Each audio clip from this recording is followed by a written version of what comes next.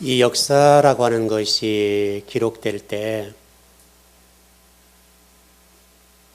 바르고 정확하게 잘 기록되면 좋은데요. 편향되게 기록이 되거든요. 그러니까 예를 들면 역사는 승리자의 관점에서 기록이 돼요. 여러분 맞죠? 지금까지 전 세계 역사와 한국교회 역사도 동일해요. 우리가 이 사실을 꼭 기억해야 돼요. 왜 그런가 하면 이건 세상의 역사뿐만 아니라 교회사의 역사도 똑같다고요. 교회사의 역사가 승리자의 관점으로 해석이 돼요. 그리고 실질적으로 정말 순수한 기독교의 기록들은 불태워지고 삭제됐어요. 이 시간 다 설명할 수는 없는데요. 예를 들어서 여러분, 우리 기독교 공의회에 기독교를 공인해 준 역사가 있어요. 그래서 콘스탄티노플이라는 사람이 로마 황제였는데 이분이 기독교를 공인해 줬어요. 기독교를 인정해 줬다고요.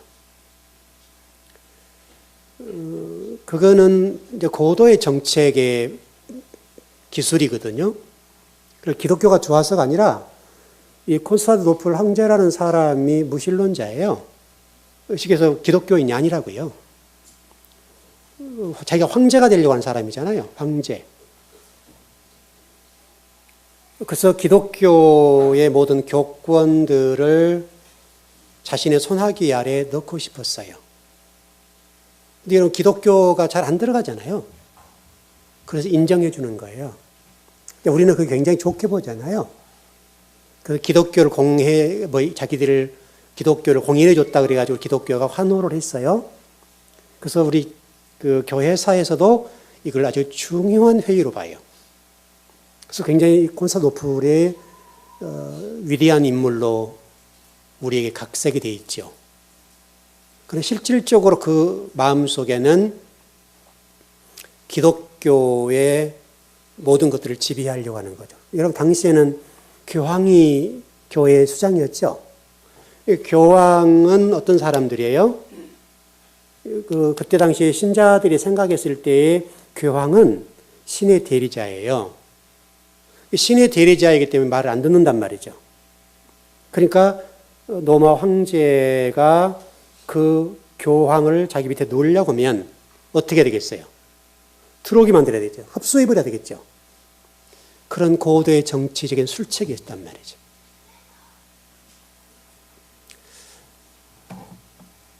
우리가 성경을 볼 때도 동일해요. 여러분 이스라엘 역사라고 하는 것들도 그렇고 한국사도 그렇고 또 한국교회 역사도 그렇고 우리 초대교회 역사도 동일하게 승리자의 관점에서 기록해 놨어요. 그래서 성경을 우리 해석하거나 지금까지 알고 있는 어떤 신앙적인 어떤 이런 것들이 어떻게 보면 왜곡된 것들, 잘못된 역사의 승리자의 관점으로 성경을 보고 해석해 왔다고요.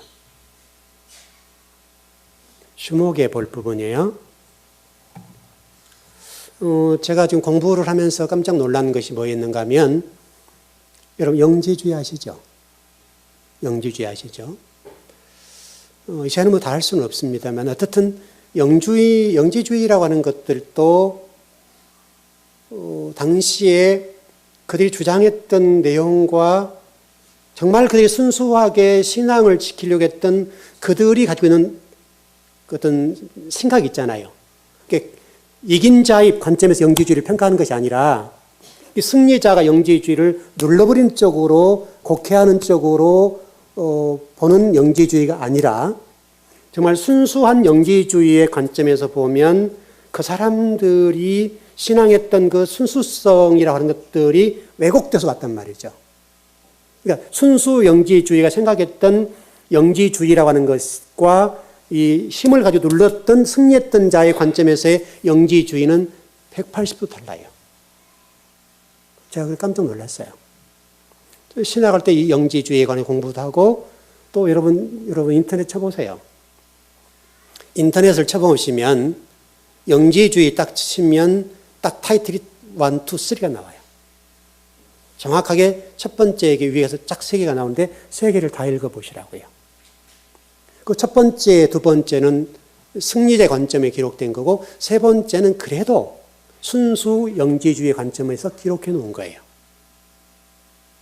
제가 그거를 제가 좀 계시록 공부하다가 그 부분을 이렇게 바로 좀 봤는데 지금 우리 교회에서 공부하고 있는 내용들이 상당히 많이 포함되어 있다고요.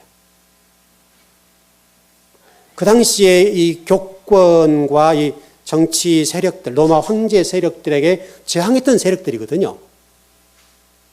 그래서 당시에 황제가 기독교를 억압해버리고 박해하고 핍박할 때에 순수한 신앙을 지켜내기 위해서 태동됐던 것들이 한 그런 파예요.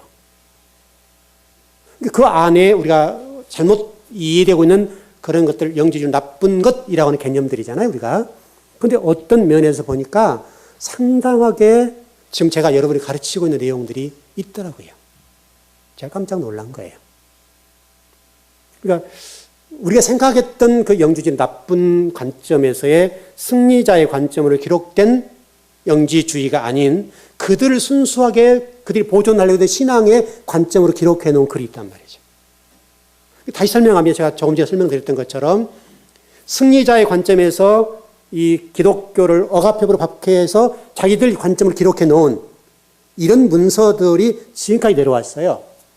그러나 정말 신앙을 지키고자 박해를 감당했던 그 사람들 관점에 기록했던 것들은 보이지 않았겠죠.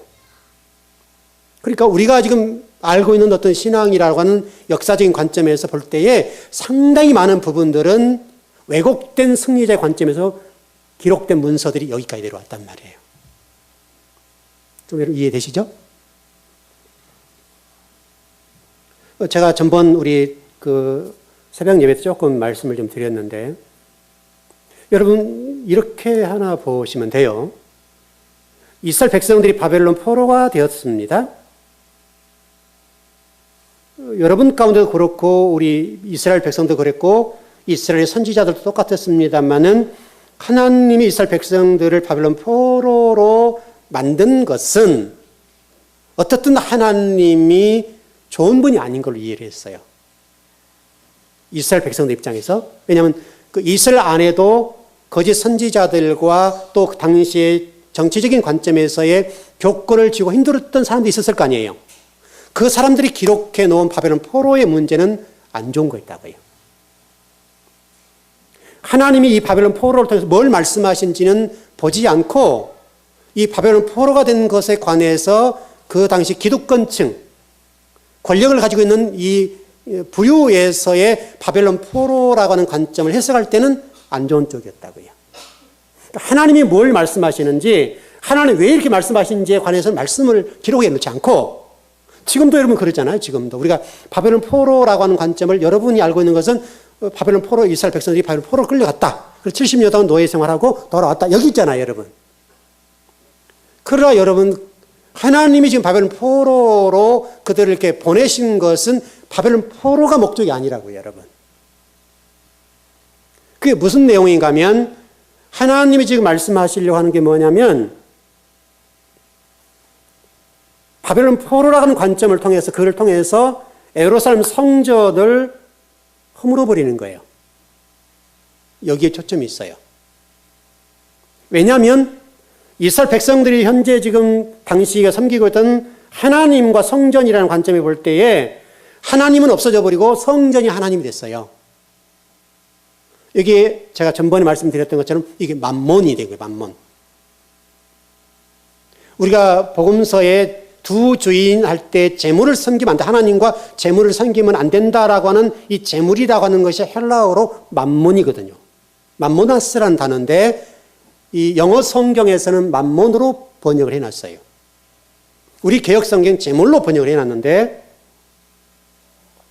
그러다 보니까 우리가 이 재물이라고 하는 것은 여전히 우리가 탐하고 이 땅을 살아가는데 필요한 것 때문에 불구하고 재물은 악한 것으로 우리가 알고 있단 말이에요. 근데 우리는 여전히 이율배반적으로 물질을 탐해요. 여러분들이 지금 물질 없으면 못 살잖아요. 여러분 그렇잖아요. 여러분 아이러니란 말이죠. 여전히 물질은 두 주인 가운데 하나의 주인인데 우리는 여전히 그 물질을 탐한단 말이에요. 성경에 지금 우리가 말씀하려고 하는 하나님의 그 의도, 이 의도라고 하는 것은 쏙 빠져버리고 재물은 나쁜 것이다. 근데 우리는 여전히 재물이 없어서 못 산단 말이죠, 지금. 그러니까 여기서 말하는 이 만몬이라고 하는 게 무엇인지를 우리가 모르는 거예요. 만몬이라고 하는 건 다시 설명드리면 하나님과 성전이라고 하는 관점을 설명드렸던 건 똑같아요.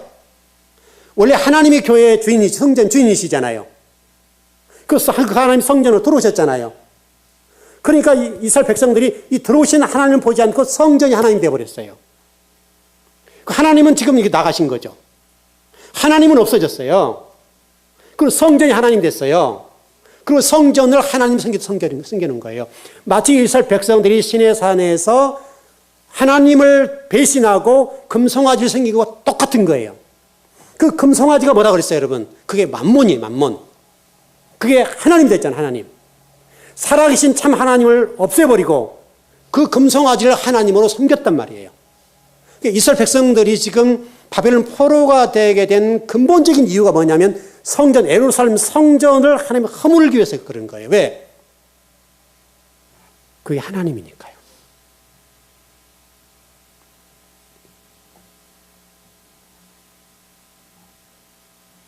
여러분, 이 초대교회도 이런 내용들이 똑같아요.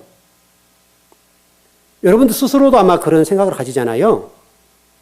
왜 하나님은 이스라엘 백성을 선민을 삼으시고 구원해 주신 하나님이고 애굽에서 출애굽을 시켜주시고 광야와 가나안 땅을 거쳐서 들어가게 하신 그 하나님이 그 선택하신 그 하나님이 왜 선택한 백성들을 바벨론 포로로 보냈을까? 여기에 초점이 있어서 하나님 이상하다 이렇게 보잖아요. 우리가 이해를 못한다고 지금. 하나님이 말씀하려고 하는 포로의 문제가 아니라 예루살렘 성전이 하나님 됐기 때문에 그 성전을 허물어버려야 된다고요. 실질적으로 보면 헤롯 시대 헤롯 성전도 똑같잖아요, 여러분. 수르바벨 성전도 똑같고 솔로몬 성전도 똑같고 그다음에 헤롯 성전이라는 이 성전도 우상되어 있기 때문에 왜냐하면 그들이 성전이 없었잖아요. 수르바벨 성전 이후로. 얼마나 그들이 성전을 기대했겠어요. 헤롯이라는 왕이 성전, 예루살렘 성전, 헤롯 성전이라는 이 예루살렘 성전을 다시 건축해 줬단 말이죠. 그것도 어마어마하게. 그것 약 한 70년 가까이 성전을 지었어요. AD 64년에 완공됐어요, 여러분.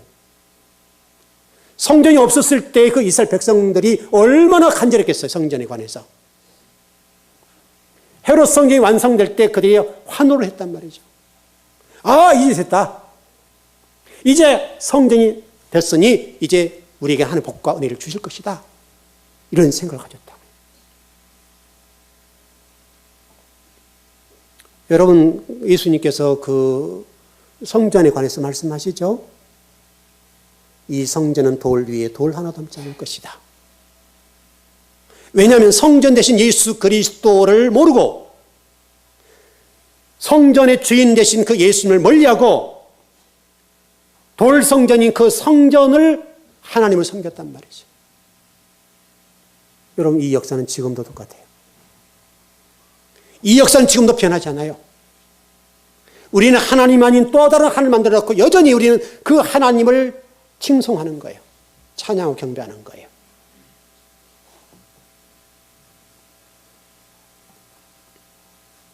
여러분, 당시 보십시오. 당시 수많은 선지자들 가운데도 하나님이 하신 이 의도를 깨뚫지 못하고 하나님은 절대적으로 바벨론 포로가 될 수 있도록 하는 분이 아니다 라고 얘기를 했단 말이죠. 이 거짓 선지자들이 얘기한 그 모든 거짓된 예언에 관해서 이스라엘 백성들이 환호를 한 거죠. 왜? 그 반대편에 에레미야나 이사야 선지자와 같은 또 다른 선지자가 있으니까. 어떻게 보면 그 기득권층에 벗어 역사를 휘어잡고 흔들고 하는 그 기득권층에서 볼 때 어떤 에레미야나 이사야 선지자는 이상한 사람들이잖아요. 그래, 에레미야 선지자나 이사야 선지자를 짓밟아 버리는 거죠. 여러분, 그래서 에레미야 같은 선지를 보십시오. 이사야 선지를 보세요. 구덩이 속에 집어넣어버리죠. 더 악랄하게. 여러분, 그들을요, 톱으로 써서 죽여요. 톱으로 썰어 죽인다고요. 여러분, 예를 들어 통나무 같은 데 집어넣어놓고 못 나오게 해놓고요, 톱으로 썰어버렸어요. 이렇게 여러분, 힘을 가진 당시의 기득권층이 참 선지자라고 하는 이 에레미야 선지자나 이사야 선지자를 대하는 태도예요. 그러니까 그 에레미야 선지자나 이사야 선지자, 다니엘, 에스겔 이런 선지자들이 목소리를 냈던 그 목소리에 관한 모든 자료들은 어떻게 됐겠어요, 여러분? 다 없애버렸겠죠. 여러분, 역사는 그런 거니까. 우리도 똑같아요. 우리 신앙생활을 하면서 사업이 망할 수도 있죠, 여러분. 여러분, 맞죠? 사업이 흥할 수도 있고 망할 수도 있고 아플 수도 있고 안 아플 수도 있고 그렇죠, 여러분. 문제가 있을 수도 있고 없을 수도 있고. 없으면 하나님 은혜고 구원이라고 생각하고 긍휼이라고 생각해요, 우리가. 하나님이 나에게 은혜를 베푸신다. 이렇게 생각을 해요. 근데 만약에 우리 믿는 사람 열심히 기도하고 했는데 사업이 망했다 이거예요. 그러면 그 하나님 나쁜 하나님이란 말이죠. 하나님이 이걸 통해서 무엇을 말씀하는지, 왜 이렇게 하는지에 관해서 우리는 전혀 관심이 없는 거예요. 마치 바벨론 포로의 문제를 그렇게 봤단 말이죠, 우리가. 그래서 여러분, 실질적으로 이런 문제들로 사업을 실패하거나 이런 어려움을 겪는 일로 인해 수많은 성도들이 교회를 떠났어요. 왜 하나님이 우리에게 은혜를 베풀어 주셔야 되는데 망하게 하시는가? 왜 어려움을 주시는가? 그 하나님 못 믿겠다 해서 교회 문 밖에 나간 사람이 얼마나 많은지 몰라요, 여러분. 한둘이 아니에요. 여러분, 하나님은 흥하게 하든 망하게 하든 그 과정을 통해서 뭔가를 말씀하시려고 하고 아버지의 의도와 뜻을 설명하려고 하는 거잖아요. 여러분, 분명합니까? 여러분에게 은혜도 주시는 분이고 복도 주시는 분이지만 때로는 우리들에게 어려움도 주신다고요. 여러분, 실질적으로 제가 조금 전에 설명드렸던 것처럼 패배자의 관점에서의 신앙인들, 이 신앙인들의 문서나 모든 자료들 같은 경우는 없어졌다고 그랬잖아요. 여러분, 그 사람들이 지금까지 버텨오는 그 정말 그루터기들, 하나님의 그 소수의 그리스도인들, 그 소수의 그리스도인들이 얼마나 치열하게, 얼마나 많은 사람이 죽임을 당하고, 얼마나 많은 사람들이 고통을 겪고 여기까지 왔냐 이거예요. 지금도 여전히 한국교회 안에도 기득권의 힘 가진 자들에 의해서 움직이잖아요. 소수의 무리, 정말 참 도를 전하는 하나님의 종들과 성도들은 핍박을 당한다고요.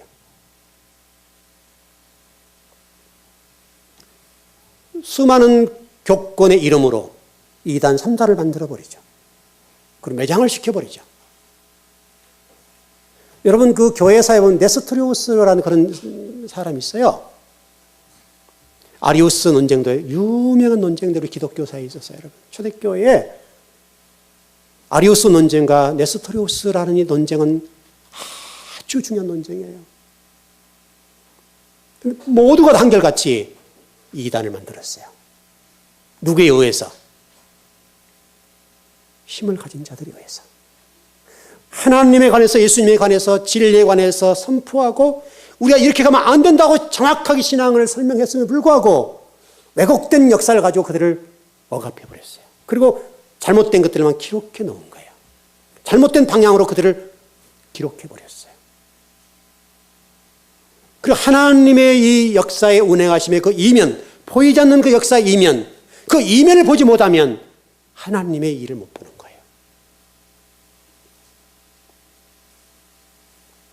여전히 그랬던 것처럼 거짓 선지자들이 에레미야와 이사야 선지자를 고통에 빠뜨리고 심지어는 톱으로 켜서 죽여요. 지금도 이 역사는 반복돼요. 그러니까 우리가 지금 순수 신앙을 지켜나간다는 것이 그렇게 만만하지 않다고요.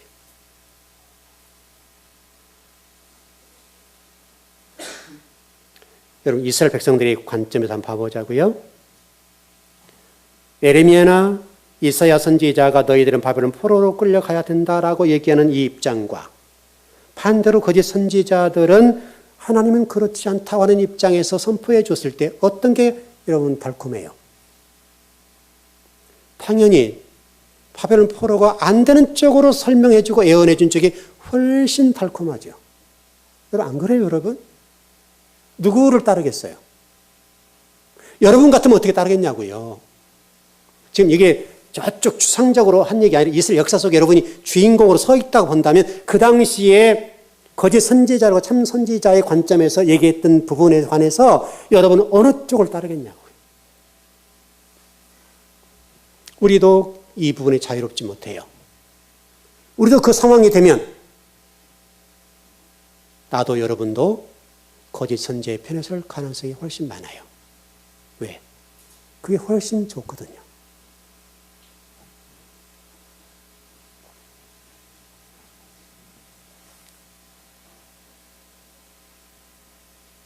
결국 이스라엘 백성들 가운데 소수만 바벨론 포로로 끌려가고 나머지는 주변 나라로 도망가요. 여기에 관해서 하나님께서 준엄하게 말씀하셨어요.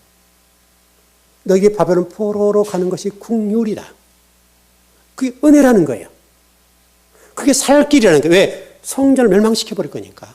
부숴버릴 것이니까. 하나님 백성들을 구원해 놓고 그리고 그 사람을 동원해서 예루살렘 성전을 무너뜨려 버린다니까요. 불태워버렸어요. 거짓 선지자의 말을 들었던 수많은 이스라엘 백성들이 수많은 나라로 도망가요. 그때 하나님이 하신 일이 뭐죠? 하나님의 군대가 동원되어서 칼과 기근과 연병을 통해서 또 전쟁을 통해서 칼이 되어서 찾아가서 그들 목을 베요. 왜? 하나님 말씀에 거역했기 때문에, 불순종했기 때문에 그래요. 하나님이 구원을 베풀어 주셨음에도 불구하고 그 구원을 이해하지 못했기 때문에 그들을 찾아가서 죽이셨어요. 여러분 성경 역사가 그래요.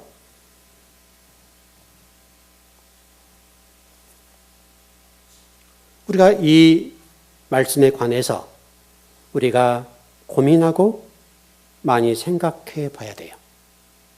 여러분 오늘 7이라는 숫자에 관해 공부를 해보려고 그러는데요. 7이라는 숫자도 생각 없으면 7이에요. 그냥요. 그냥 7이에요. 7. 그러나 여러분 성경에 등장하는 이 7이라는 숫자는 우리 지난 시간에 이어서 공부하는 부분이지만 굉장히 중요한 7자예요.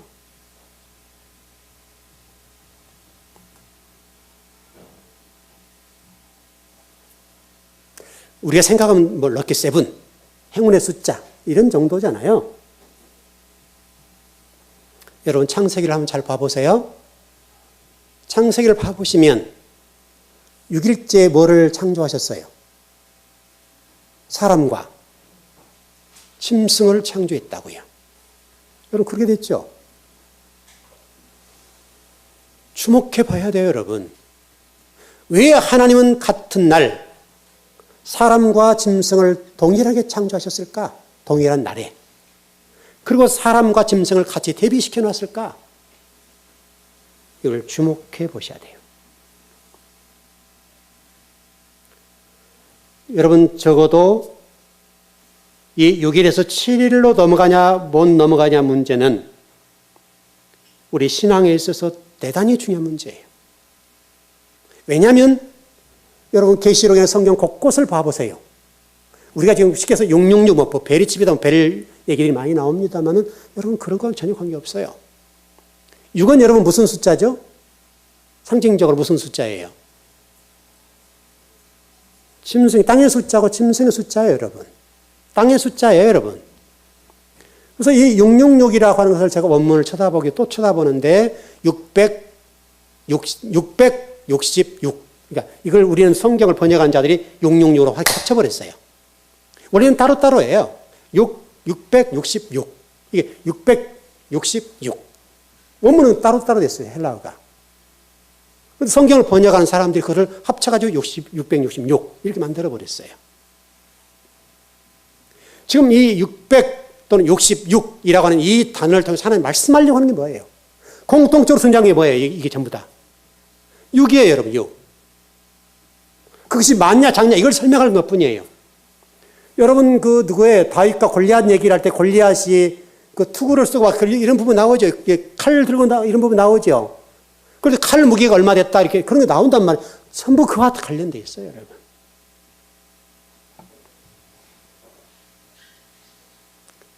이 6이라고 하는 것은 여러분 계시록적으로 정리를 하자면 이게 짐승의 숫자예요. 다시 설명하면 거짓 선지자들의 숫자라고 해요. 거짓 선지자의 숫자인데 이것을 거짓 선지자들의 말씀, 말 이거예요. 그러니까 제가 모두에 말씀드렸던 것처럼 승리자들의 관점에서 역사가 기록됐다라고 하는 것을 설명드렸어요. 마찬가지로 이 6이라고 하는 관점으로 볼 때에 거짓 선지자들이 승리를 해버렸다고 한다면 그들 관점으로 성경의 역사가 쭉 기록되지 않았겠냐 이거예요. 지금 그것을 설명해요, 여러분. 그래서 계시록에 넘어가서 보게 되면 6이라고 하는 짐승의 숫자고 거짓 선지자들의 말 이것이 얼마나 무서운가를 설명해 주는 거예요. 그래서 7이라고 하는 것은 그런 관점에서 중요해요. 여러분들이 제가 오래전에 아마 창세기를 설명할 때 이런 설명했어요. 6 더하기 1, 그건 7이다. 6은 우리고 1은 누구라 그랬죠? 하나님이다. 그게 7이어야 된다. 그게 안식이 들어가는 거예요. 우리는 6에 불과해요. 절대 7이 못 돼요. 그 하나님이 저와 여러분 가운데 하나가 보태지지 않으면 6밖에 안 돼요. 그걸 잠언에서는 뭐라고 그래요? 짐승은 내 아래로 내려가고 사람은 위로 올라간다고 그랬죠? 여러분, 우리 얘기라는 거예요. 여러분, 짐승이라는 그 나와 있는 그 단어가 일반 짐승 얘기하는 게 우리 얘기하는 거예요, 우리. 사람이 하나님 영이 없으면 짐승에 불과하다고요. 그래서 그 짐승은 땅으로 간다고 그래요. 그러나 사람은 위로 올라간다고 그래요. 그 설명을 다 하고 있는 거예요. 여러분, 성경에 등장하는 이 7이라고 하는 것은 대단히 중요해요. 여러분이 절대 7로 넘어가지 않으면 절대적으로 구원의 문제가 해결 안 돼요. 아주 이게 중요한 숫자예요. 그래서 6일째 창조 때에 짐승과 사람을 동일하게 봤어요. 다시 설명하면 이게 여러분 단순히 짐승 얘기하는 게 아니에요. 사람 얘기하는 거예요. 여러분 제가 일전에 여자와 결혼해야 된다는 얘기, 여자와 그다음 신부 얘기를 해드린 적 있죠, 여러분. 여자, 여러분 예수님께서도 예수님의 어머니를 뭐라고 불러요? 여자여 이렇게 부르잖아요. 이거 그래서 많은 사람들이 오해해가지고 예수님이 싸가지가 없다.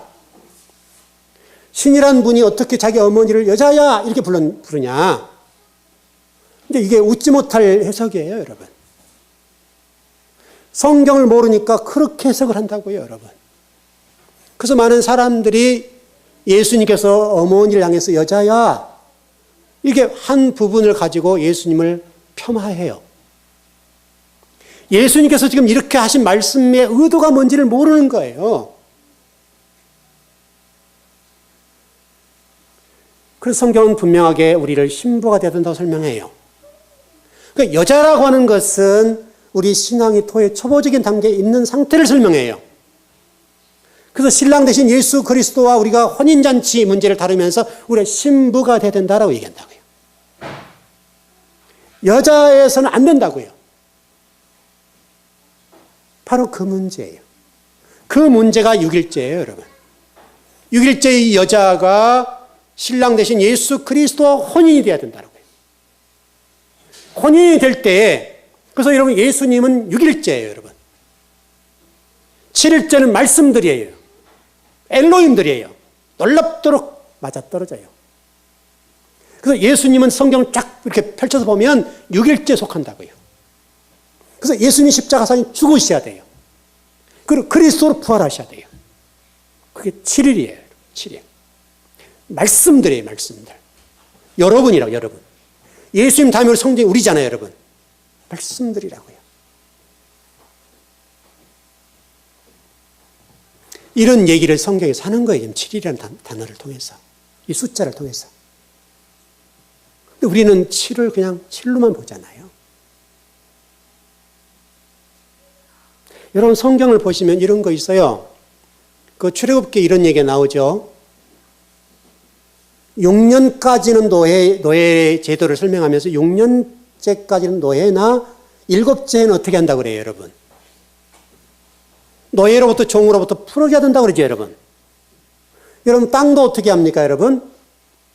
땅도 6년 동안 갈아먹고 살고 7년째는 어떻게 해요? 쉬어줘야 돼요. 이게 당실한 그런 의미가 아니라고.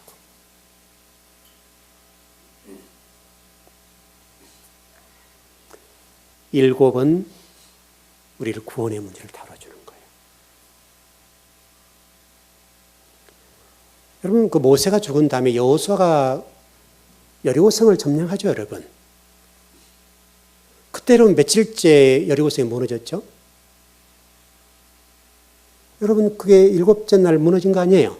제사장 7이 나팔을 불고 제사장들이 앞으로 쭉 하면서 하루에 한 바퀴씩 7째 날 7바퀴 제사장이 돌고 나팔을 불었을 때 언약궤 앞에 따라가잖아요. 그 7 제사장들이 나팔을 불 때, 그리고 백성들이 그 나팔을 따라 함성을 치를 때 무너졌다고요. 그리고 함락이 여러분 7바퀴의 7째 날 기적적으로 무너졌어요. 이 여호수아 여러분 6장 4절에 나와 있는 말씀이에요. 다 이런 성경이 그렇게 기록됐어요. 여러분 마가복음 8장에 보게 되면 칠병이의 기적의 문제가 나오죠, 여러분. 우리는 그게 뭘 주로 봅니까? 칠병이의 기적을 통해서 4,000명이 넘고 7광주를 남았다. 그렇게 돼 있죠, 성경이. 그러니까 우리는 예수님께서 그 작은 거 가지고 4,000명을 먹이고 7광주에 남았다. 능력이 대단하신 분이다. 여기 보는 거예요. 여러분, 예수님께서 말씀하시려고 하는 게 뭐예요, 지금 여기서? 그 예수님이 빵을 먹여주는 그분으로 이해하는 그것을 설명하려고 하는 거예요. 말씀의 중요성을 설명하는 거예요, 여러분. 말씀을 붙잡아야 된다는 거잖아요. 이게 출애굽 사건을 설명하는 거잖아요, 여러분. 광야에서 이스라엘 백성이 살 수 있는 유일한 길이 뭐예요? 믿어 바른 말씀 붙잡을 때 말씀을 먹는 장소가 광야란 말이죠, 여러분. 여러분 광야 사건이잖아요, 만나의 사건이. 여러분 그 칠병여나 오병여의 기적이 행해졌던 장소가 어디예요? 여러분 광야예요, 광야. 놀랍게도 빈들이라고 돼 있죠, 여러분. 광야예요. 광야는 믿어 바른 말씀이 있는 곳이에요, 말씀. 그러니까 칠병여의 기적을 5,000명을 먹었다, 오병여의 기적을 뭐 어쩌다, 뭐 12광주를 남았다, 7광주를 남았다, 이게 중요한 게 아니라 우리는 거기 현상적인 걸 보잖아요.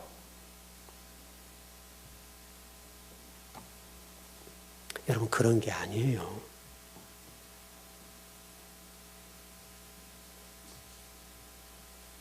이 7이라고 하는 숫자로 접근을 해볼게요. 이제 귀신들이 7귀신이라고 했었으니까. 이 RSV라고 하는 성경에서는 7이라는 숫자를 이렇게 해석해 놨어요. 가득히 완전 전체의 이런 뜻이다. 또 바벨론도 똑같아요. 바벨론인들도 7이라는 숫자를 충만 완전 전체 이런 뜻이다. 이렇게 이해를 합니다.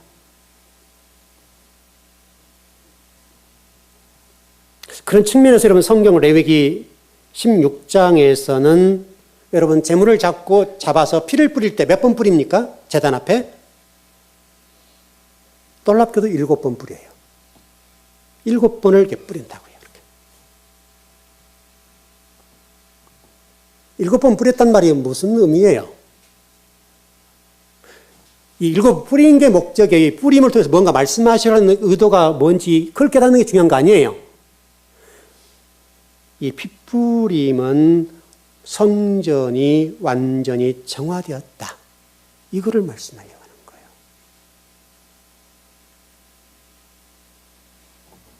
여러분 그 엘리사가 수넴 여인의 죽은 아들을 살릴 때 이렇게 위에 올라갔죠?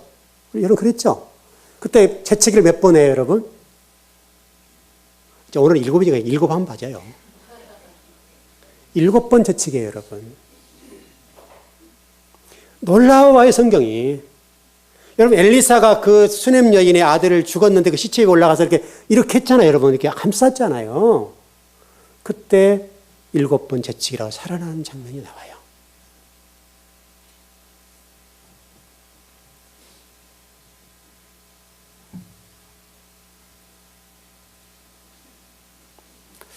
특별히 7이라는 숫자는 요한계시록에 쉬운 6번째 등장하고요. 공관보문에 28회 나오고 사도행전에 8번, 히브리서에 1번 나와요. 신약성경과 요한계시록에 집중되어 있어요. 어떻게 보면 거의 장마다 이 7이라는 숫자가 등장해요. 그러니까 이 7이라고는 풀어내지 못하면 풀어내지 못해요. 성경이 안 풀려요.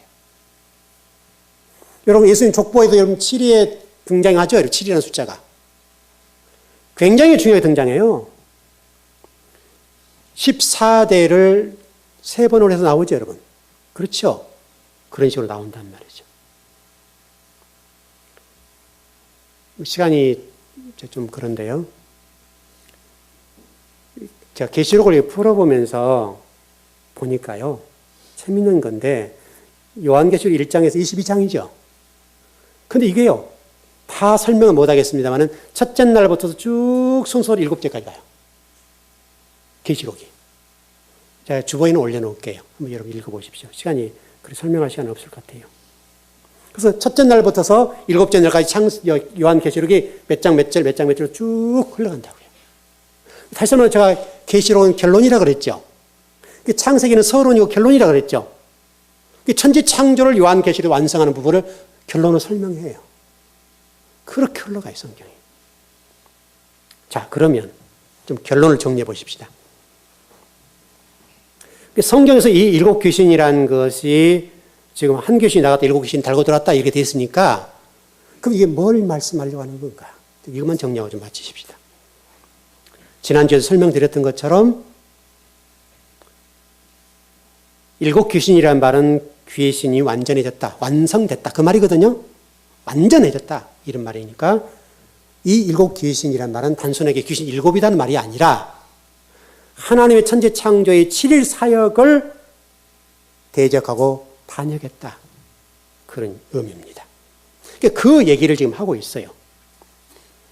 그런 측면에서 지금 성경을 보니까 성경이라고 하는 내용들이 그렇게 정리가 다 되어 있어요. 주목해 볼 부분은 이 7 귀신들의 영에 우리가 보이지 않는 어떤 것이겠는가? 그러지 않는다는 거예요. 여러분, 요한복음 8장 44절에 예수님께서 이렇게 말씀하셨죠. 너희들은 마귀의 자식이다. 그랬죠. 그럼 여기서 말하는 마귀는 누구예요? 마귀의 자식들이라고 그랬죠. 그럼 마귀들은 누구냐고요? 여러분, 마귀의 자식이 때문에 자식들이 누구죠? 마귀의 자식들이 누구예요? 마귀. 예수님이 말씀하셨던 그 성경 복음서에서 니들은 마귀 새끼야. 이렇게 얘기했단 말이죠. 여러분, 독사의 자식들 했을 때 독사의 자식들이 누구예요? 바리새인과 서기관. 동일하다고요, 여러분. 동일해. 우리가 생각하는 안 보이는 휙이 날아다니는 이런 쪽 뿔 달리고 이거 날아다니는 이런 게 아니라니까, 여러분. 예수님께서 그러셨잖아요, 여러분. 첫 번째 일정이 뭐예요? 회개하러 천국에 가까웠다 하시면서 말씀하실 때 이 독사의 새끼들아 그러잖아요. 그 독사의 새끼들이 바리새인과 서기관이었다고요. 마찬가지 요한 8장 44절의 내용도 너희들은 마귀의 자식들이라고 했어요. 그 자식이 누구예요? 거짓 선지자들이었던 바리새인과 서기관이라고요, 여러분. 바로 그 자들이 거짓 하나님 나라를 만들어 거짓 성전을 만들어 놓고 거짓 예수를 만들어 놓고 하나님의 나라를 무너뜨린다 이거예요, 여러분. 지금도 여전히 주의 이름을 가지고